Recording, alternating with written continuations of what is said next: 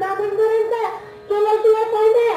खरं तर नामस्मरण केल्याशिवाय काय नाही. मला आज कळलं, मला किती पाठ करावं लागतं किती नाही. खरंच कीर्तन चालू तुकाराम महाराज दिवसातनं 3-4 कीर्तन करायचे. 3-4 करता येते तुला. त्यांना आपण पाठ असायचं. नवीन कीर्तन करायचे. विद्याला तुम्ही नवीन करायचं. नवीन कीर्तन करायचे. मला खरंच ही लहानपणाची ना काय अजून यावं लागतं. मला पण कसलं मिळत होतं. खरं सांगतो मी तुमच्याकडे सगळं सांगतो. काय मला असलं